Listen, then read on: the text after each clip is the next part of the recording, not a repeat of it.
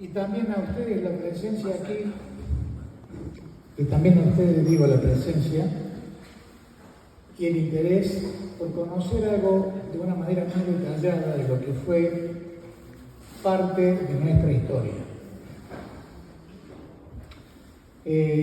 La verdad que tenía preparado otra cosa, pero como veo que estamos muy entre todos, gente que conocemos lo que hablamos, porque de momento que hacen todas esas maquetas y todas esas bellezas de tanques, soldados y aviones, creo que estamos todos en el mismo bando. Así que en el año 1982, y voy a bajar acá un poco, en el año 82, con el grado de primer teniente, me desempeñé como piloto del escuadrón Canberra durante el conflicto de Malvinas. Pablo, de paso te digo que me gustaría que la próxima vez que haya un concurso, ver algún avión Canberra entre las maquetas, porque hasta ahora no tenemos. Allá el señor levanta la mano, no sé qué me quiere decir, si es que trajo o no sé, pero bueno.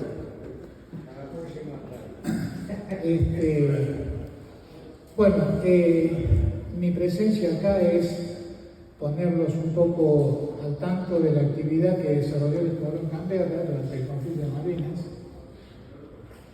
Y para eso yo quisiera hacer una pequeña introducción de lo que es el avión Canberra. ¿Ustedes me escuchan bien? Sí.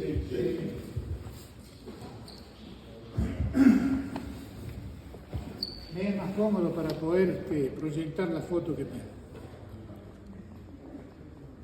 El avión Canberra, que creo que lo están viendo ahí, es un avión inglés, valga las vueltas de la vida, ¿no? Un avión inglés con bombas inglesas y peleando en una guerra con la tanda de proliquidad. Digo que el avión Canberra es un avión inglés y de vuelta a la vida decía que un avión inglés peleando contra los ingleses, tirando bombas inglesas y pilotado por pilotos argentinos. Es un avión que es de la década del 50, es un avión que tiene una dimensión de 20 metros de largo, por una envergadura, o sea, de punta a punta de los planos 20 metros y 5 metros de alto. Es un bombardero liviano, de baja y gran altura. Tiene una capacidad de llevar 8.000 libras de bombas, más cohetes. Tiene un alcance de 2.500 millas, una velocidad de 500 nudos, o .84 de Mach.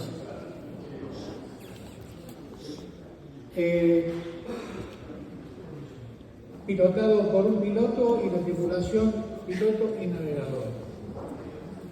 Por ser un avión de la década del 50, no tiene sistema de armamento defensivo, porque en aquella época no había misiles.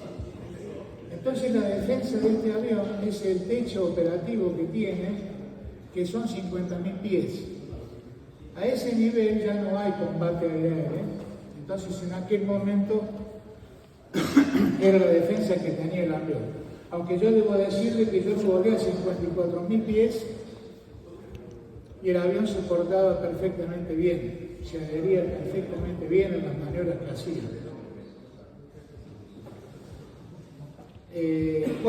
Y entrando un poco ya en el tema que nos convoca de Malvinas, el día 2 de abril, me acuerdo, nos levantamos todo ese día como si fuese un día normal, un día más, llegamos a la brigada, hicimos la formación de izamiento de la bandera, y ahí nos enteramos de lo que fue la Operación Rosario, que para mí fue el secreto mejor guardado, porque nadie sabía de qué se trataba. Y la Operación Rosario no era ni nada más ni nada menos que la toma de las Islas Malvinas. Por supuesto que todos nos miramos, porque eso produjo tres sensaciones. La primera de sorpresa, porque nadie sabía nada, repito. La segunda, una alegría, porque nuevamente las Islas Malvinas estaban bajo el dominio argentino. Y la tercera, incertidumbre, porque no sabíamos qué es lo que vendría o cómo seguiríamos. Ese día nos dijeron que teníamos que prepararnos para un despliegue al sur del país. Y bueno, iniciar un despliegue de esa magnitud con este tipo de avión no es tarea fácil. Primero porque nos encontramos con algunos inconvenientes. Había aviones que estaban con fallas técnicas y siendo reparados, y había aviones que tenían que cumplir el ciclo de mantenimiento mandatorio cada tantas horas y no estaban en condiciones de volar. Pero bueno, se trabajó contra reloj las 24 horas del día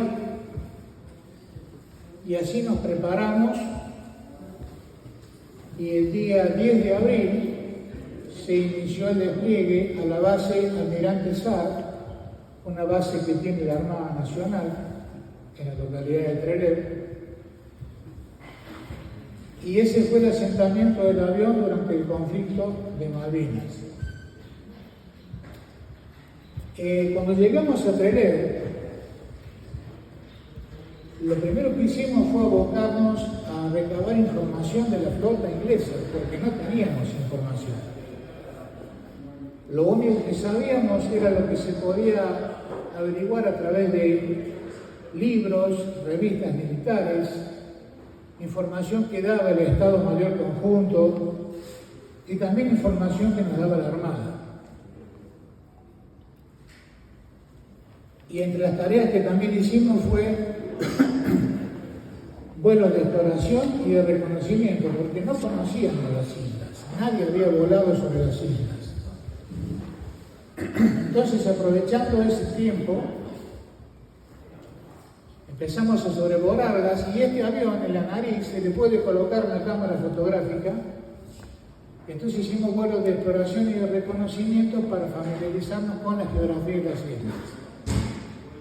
Otra de las tareas que hicimos fue comprobación del armamento, porque no teníamos idea si las bombas se explotaban en el agua.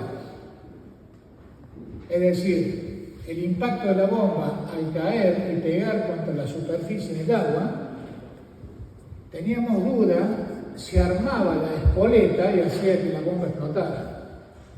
Entonces, tiramos un par de bombas y pudimos comprobar que sí, que la bomba explotaba. Y después también hicimos vuelos de adiestramiento. Ustedes preguntarán, ¿adiestramiento de qué? Si ya son pilotos. Pero nosotros éramos pilotos que estábamos preparados para combatir en el espacio aéreo, o sea, para el combate aire-aire. O eventualmente ataque a blancos terrestres. Pero nunca habíamos hecho ataque a barcos o haber combatido en el mar. Entonces lo que hicimos fue, con la Armada Nacional, que tiene la fragata tipo 42, a la altura de Bahía Blanca, unas 100 millas adentro en el mar, empezamos a hacer simulacros de ataque a lo que se haría en la fragata inglesa.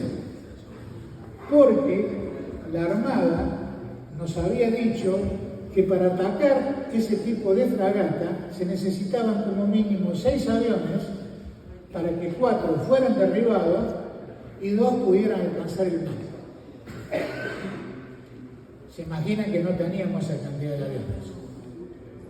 Así que como pudimos, con los aviones que teníamos, empezamos a hacer las prácticas de ataque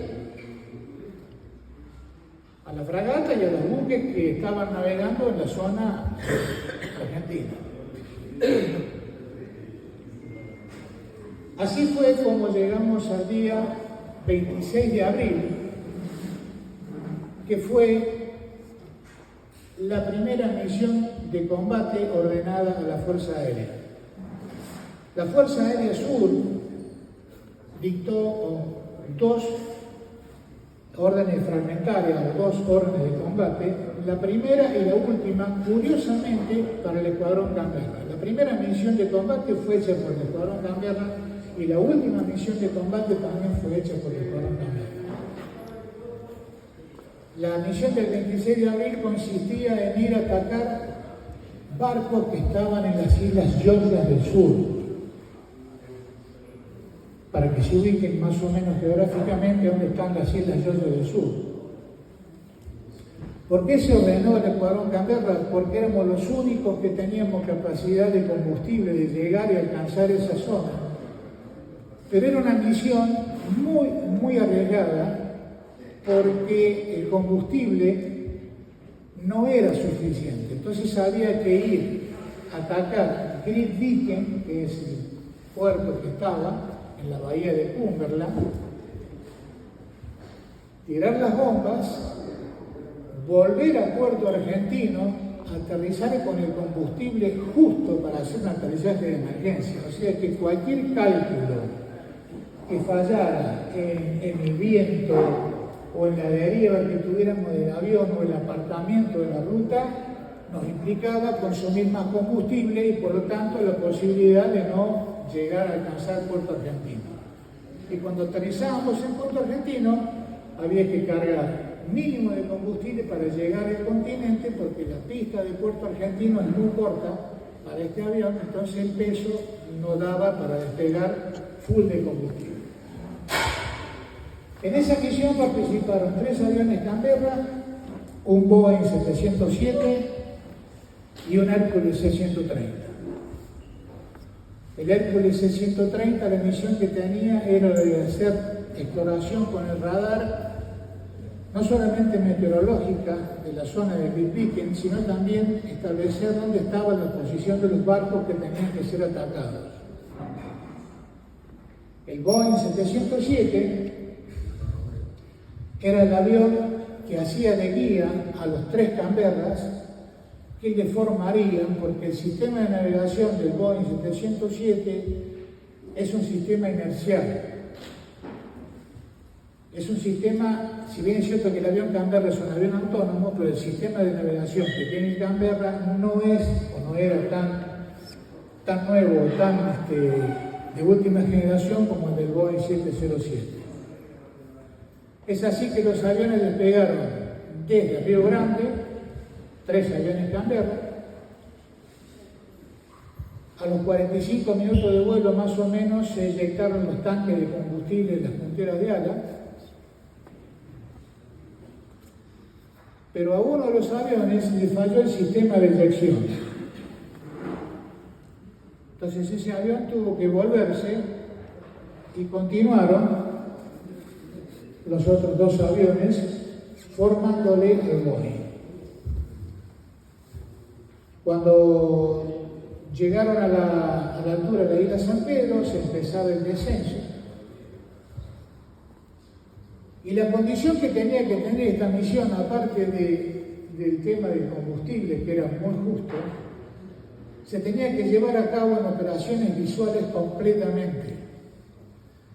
Porque Great Viken es un puerto que está en la bahía de Cumberland, pero está rodeado de montañas. Entonces había que atacar en vuelo rasante y después de tirar las bombas no daba la posibilidad de ascender rápidamente para sobrepasar esas elevaciones y continuar. Entonces había que hacer el viraje de reempleo a baja altura rasante y volver hacia Madrid. Cuando estábamos en en la isla San Pedro, empiezan el descenso y el Boeing, el Hércules, indica de que los barcos estaban adentro de la bahía, dentro del puerto, lo cual no era la situación más favorable, porque si hubiesen estado alejados del puerto y de la bahía, es más fácil atacarlos por el radio de acción del viraje. Y en segundo lugar, que la visibilidad en ese momento era muy poca, porque había lluvia y llovizna, el techo era muy bajo, entonces se decidió, la superioridad ordenó suspender la misión para el día siguiente. Es por esa razón que los dos aviones volvieron directamente al continente. Pero el día siguiente no se pudo hacer la misión porque, yo no sé si ustedes recuerdan, las tropas que estaban ahí en Grytviken eran las tropas del BIN 5, si mal no recuerdo. Y bueno, ya al día siguiente había sido tomado todo Georgia, entonces no tenía sentido hacer la misión.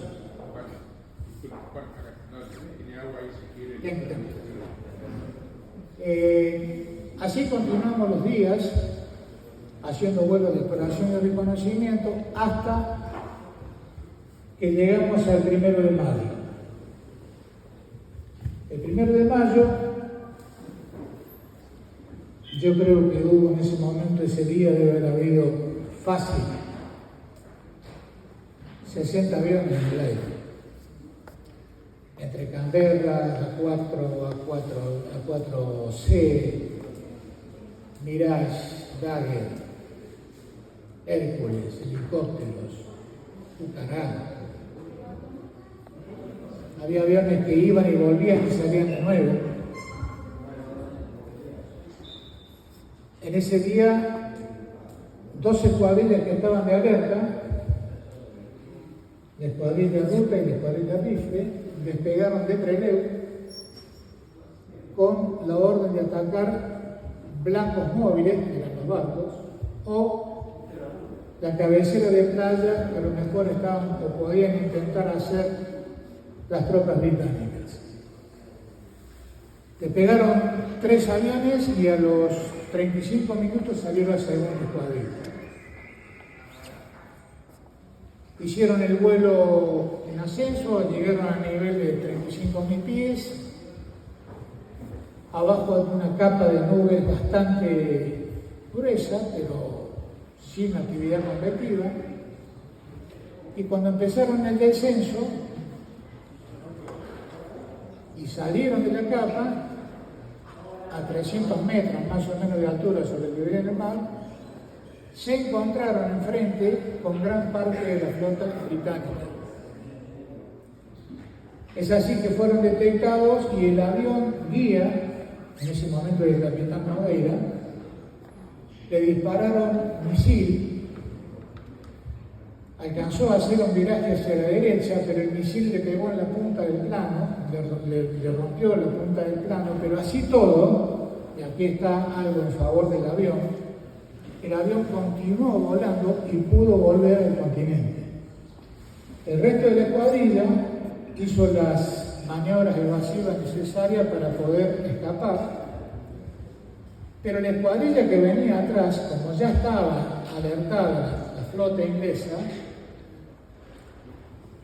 fue interceptada por lo que se llamaban las patrullas aéreas de combate que hacían los Harriers, que les daban protección a los barcos ingleses. Una de esos aviones Harrier dispara un misil y pega en el motor derecho del numeral 2 de la escuadrilla, el teniente Ibáñez y el teniente González.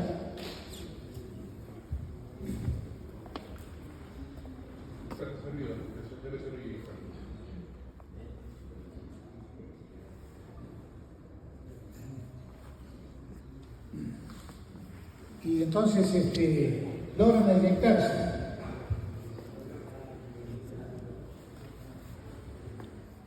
Perdón.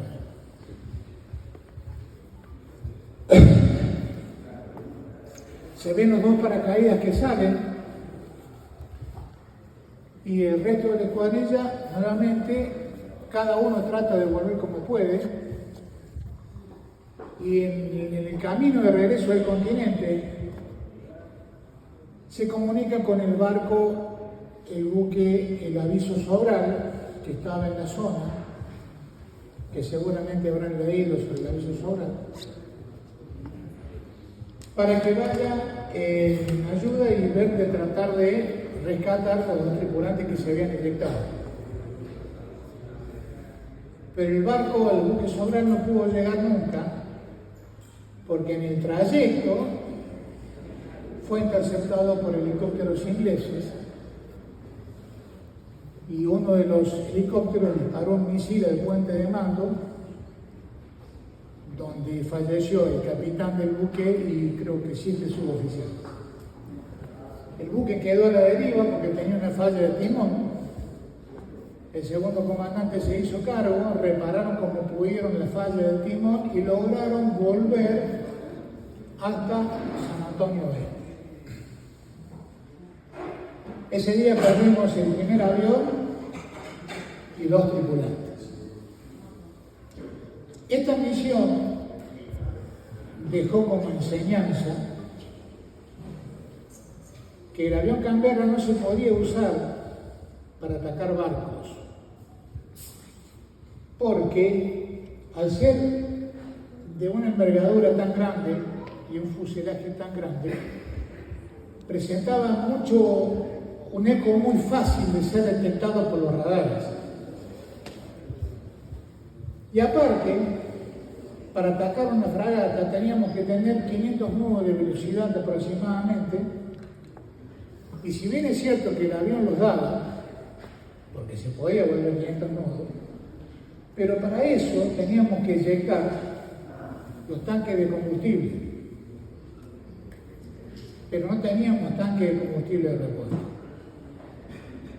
Entonces no se podían eyectar, porque si nos quedábamos sin tanque de combustible nos reducía el alcance del avión.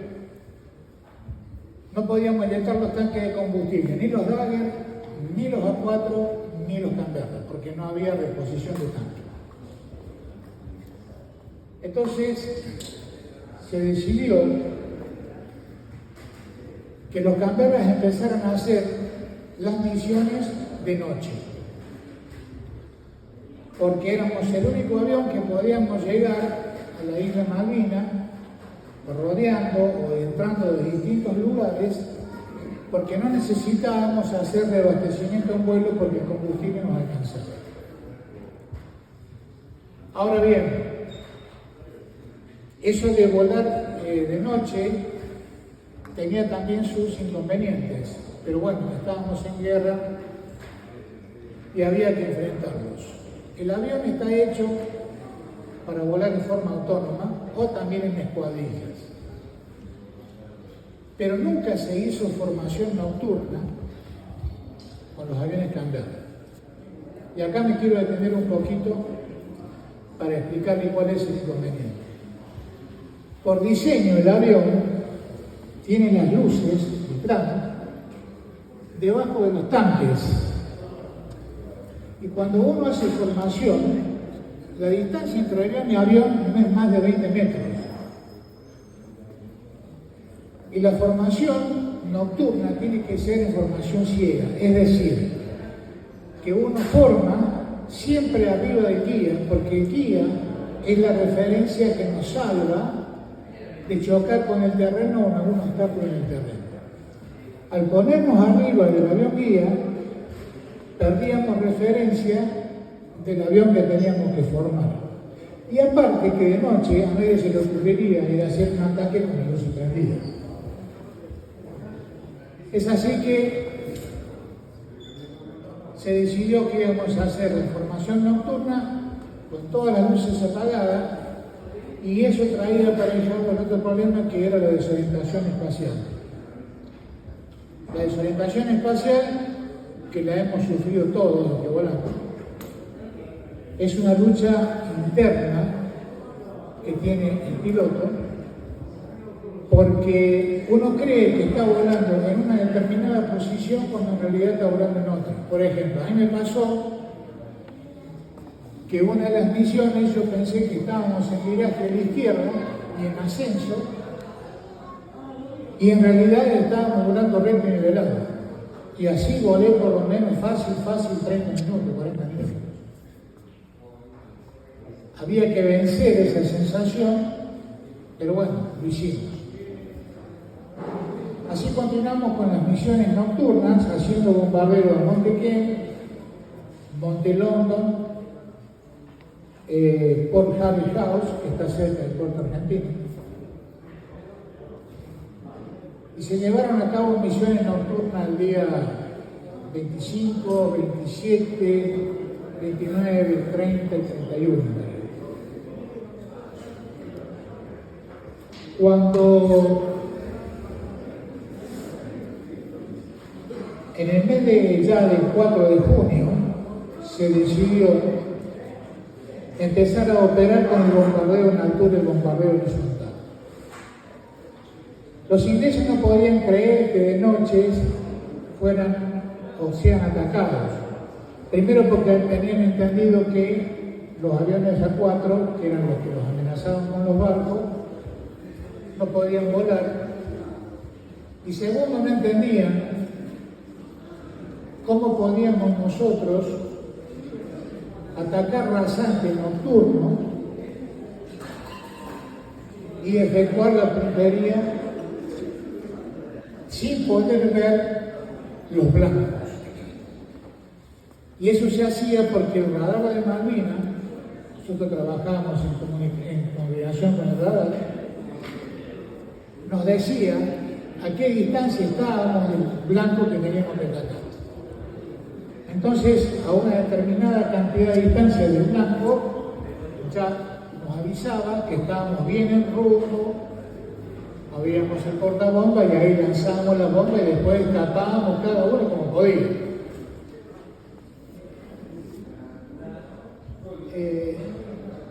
Bueno, así se hizo la primera misión, repito, el día 4 de junio de bombardeo horizontal. Esta vez la misión se hacía a 40.000 pies.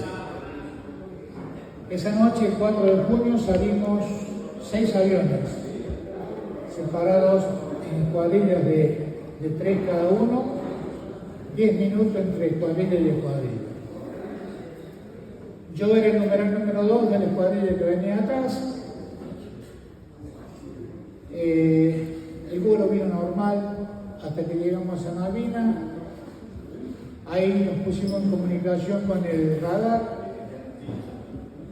La primera escuadrilla que iba delante nuestro lanzó sus bombas, 8 bombas de 1000 libras cada avión, sobre Montequén. Yo recuerdo veía el resplandor abajo de las bombas que explotaban, por más que había una capa de nube, pero se veía. Y cuando entramos nosotros en la segunda escuadrilla, hicimos el lanzamiento, pusimos viraje para poder volver a Madrid, a Río Gallegos. Y cuando habíamos finalizado el viraje, el radar de Malvinas dice: atento, el numeral 2, que le da un moscardón en la cola. Un moscardón en la cola quiere decir que un avión Harrier venía siguiéndonos. Entonces yo le pregunté, como yo era el numeral 2, le pregunté a qué distancia y a qué nivel estaba, cosa que realmente el radar nunca me lo contestó. A los minutos, no sé cuánto habrá pasado, me dice: está a 12 millas, y a partir de ahí me empezó a cantar 12, 11, 10, 9, y a partir de la milla 8 el Harrier puede tirar el misil. En contraposición con esto, la única defensa que teníamos nosotros era dar potencia a pleno y tratar de escapar. Que es lo que lo hice. Yo di potencia a pleno y el avión llega un momento en el cual alcanza la velocidad máxima. Yo no sé si alguno de ustedes vio la película Top Gun últimamente, la última que se hizo. Cuando el avión alcanza la velocidad máxima, empieza a vibrar. Esa vibración es el paso previo a entrar en comprensibilidad. La comprensibilidad es cuando se separa la capa límite del aire que hace la sustentación del plano y el avión puede perder 20.000 pies pero en un segundo. Entonces cuando el avión empezaba a vibrar, yo lo único que hacía era reducir la potencia hasta que cesaba la vibración y después otra vez la poníamos la potencia en pleno. Así no sé cuántas millas habremos hecho, pero llegó un momento en el que el radar de Malvinas me dijo, tranquilo que no lo va a alcanzar. Evidentemente, gracias a Dios, no nos alcanzó. Aterrizamos en Río Gallego. Previamente al aterrizaje tuve una emergencia de una falla eléctrica, pero bueno, ya comparado con todo lo que habíamos pasado antes, para mí nada. Aterrizamos sin problema. Pasa el tiempo y me encuentro en el edificio Cóndor con el que había sido el jefe de radar de Malvinas. Yo no lo conocía, era mayor en ese momento él, Mayor Silva. Y estábamos charlando y salió la conversación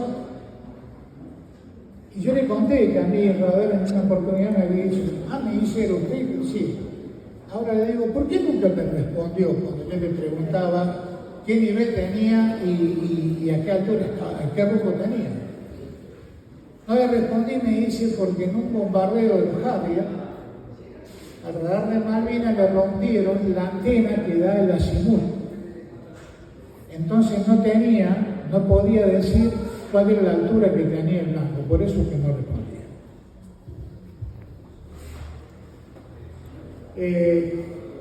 Hasta acá una pregunta que me quieren hacer.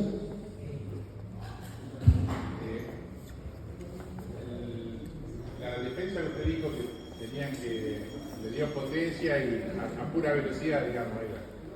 El dispositivo ese que le hicieron para el lanzamiento del chat todavía no lo tenían. Ahora viene la parte.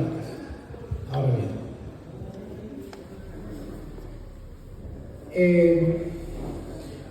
Bueno, ya que lo mencionó Pablo, hace escasamente unas 3 semanas atrás estaba con la gente de Morón que están restaurando el avión Canberra, que después les voy a pasar la foto. Y uno de ellos me preguntó, me dice, ¿cuál fue lo más llamativo o lo que más te sorprendió de las misiones o lo que fuera? Y yo lo que le dije fue la capacidad de improvisación, entre comillas y con mayúsculas, por supuesto, con respeto hecho, que tenemos nosotros. Porque en su momento, a través de la Armada, se supo que había un sistema que se llamaba CHAF. El CHAF es un sistema que vendría a ser como una contramedida para la cabeza del misil, ya sea magnético o infrarrojo.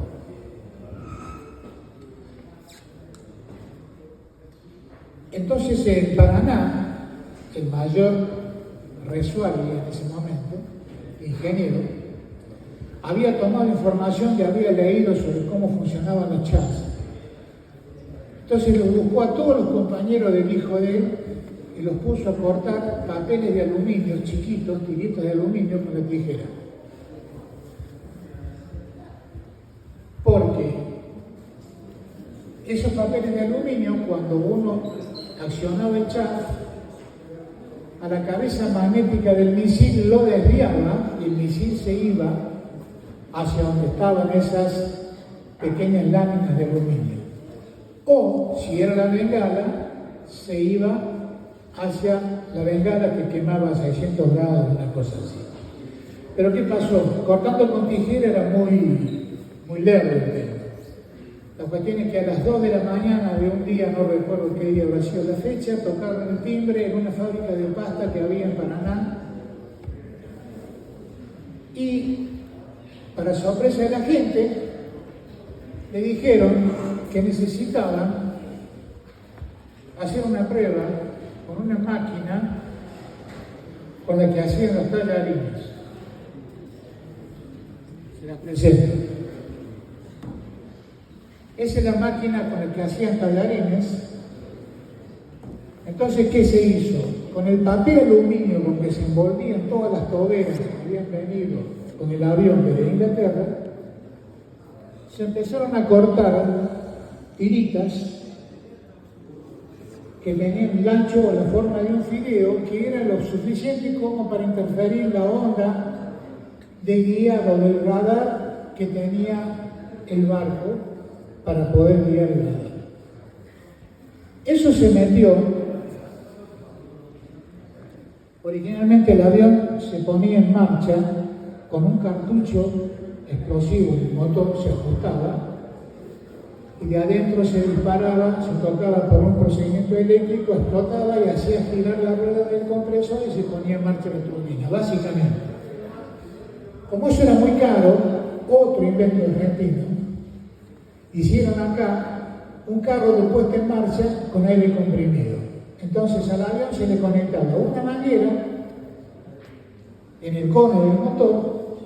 Cuando uno le hacía la seña al mecánico, se disparaba el comprimido, ponía en movimiento la rueda del compresor y a partir de ahí se hacía la puesta en marcha. Era más económico y no se gastaba dinero en comprar cartuchos. Entonces todos esos cartuchos quedaron y no se usaron en tantos años. Bueno, con esos cartuchos se hicieron los famosos chaff.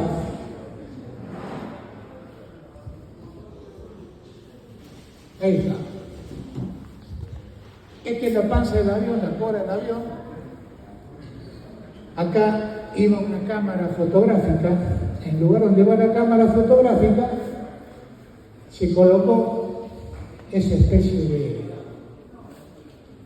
no sé cómo llaman, aparato, no sé qué, que alojaba 7 cartuchos.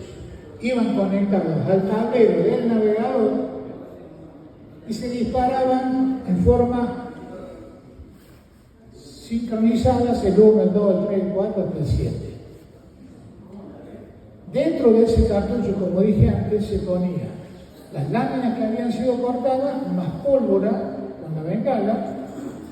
Entonces, cuando uno accionaba, lo que salía de la cola del avión era bola de fuego.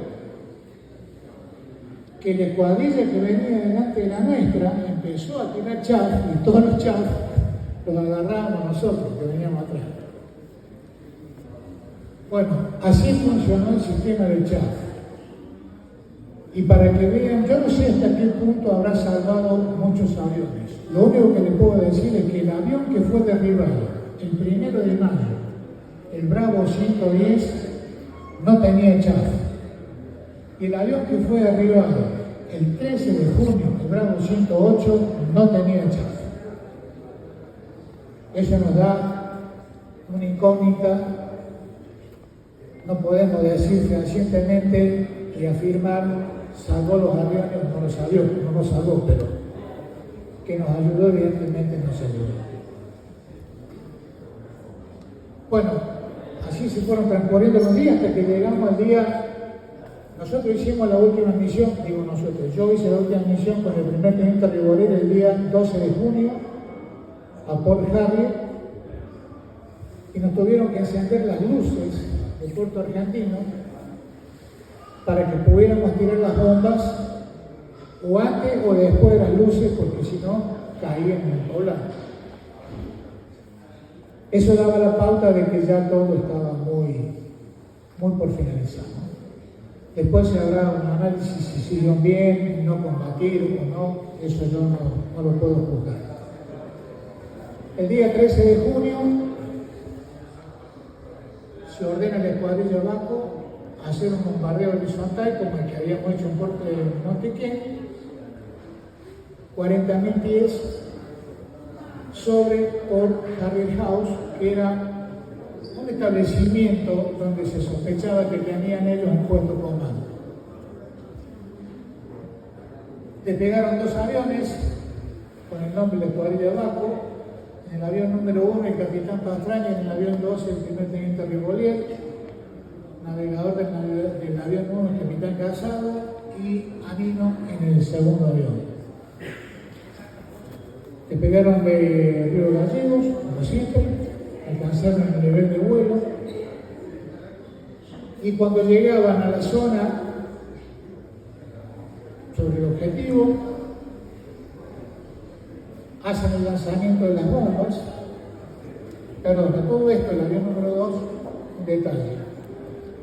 No se sabe por qué, si el avión que llevaba Pastrana tenía más potencia o menos potencia que el otro, pero no lo podía alcanzar el de Rivolier, así que se separaron, lo cual fue beneficioso. ¿Por qué? Porque el avión que llega primero, que es el capitán Pastrana, fue derribado por un misil tirado en un barco, un misil Sidar. El avión entra en un tirabuzón. El capitán Pastrana dice que hay que inyectarse, a lo cual Casado no le contesta. No, perdón, le contesta, no le puedo inyectar. El avión, mientras tanto, seguía haciendo el tirabuzón. Cuando Pastrana le dice, Fernando, inyectate, no contestó más Casado. Pastrana se inyecta, el avión cae y el capitán Casado muere. Nunca sabremos si no se inyectó porque como el misil pegó en la parte más o menos a esa altura, creemos que le puede haber dañado el sistema de inyección. O podría haber habido fuego y eso le quemó toda la posibilidad de usar paracaídas o lo que sea. Pero con el transcurrir del tiempo, pasan los años, cuando se empieza a trabajar y a buscar los huesos para hacer los ADN correspondientes de los caídos Malvinas, se encuentra el fémur del capitán Casado. Con lo cual, estimamos, Casado era una persona muy atlética, delgado, toda su vida hizo atletismo, pentathlon, con lo cual estimamos que mientras el avión estaba cayendo, como la cúpula de eyección del piloto ya se había ido, una posibilidad de que Casado se haya desatado y se haya parado en el avión y se haya tirado por la escotilla. No sabemos si con paracaídas o sin paracaídas, no lo sabemos. Bueno, esa fue la última misión. A todo esto el numeral 2 Rivolier pudo tirar sus bombas. Le tiraron con misil también, pero el misil, Rivolier también dice lo mismo. No sé si al misil se le acabó el combustible que tiene, porque el misil tiene una carga de combustible con la cual llega al blanco, o realmente el chaff dio resultado. Pudo volver, aterrizó en Río Gallegos. Esa fue la última misión de la Fuerza Aérea en la Guerra de Malvinas, y el último avión que cayó en el conflicto de Malvinas fue un Canberra. Por eso dije antes, la primera y la última misión fueron del escuadrón Canberra. A todo esto, la condición que pidió el almirante Woodward y el general Jeremy Moore para pactar la rendición fue que la Fuerza Aérea dejara de actuar. Entonces, por eso,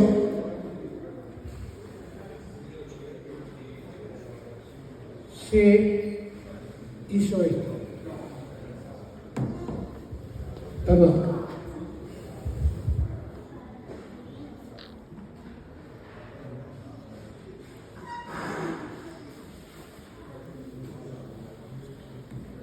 Nunca nos rendimos, solo cesamos el fuego. Y en realidad, Yo creo que el pensamiento de todos los veteranos, los únicos héroes son los que quedaron en Malvinas. Y en realidad no es bien visto, no nos gusta que nos digan es combatiente, porque la lucha continúa. Nada más.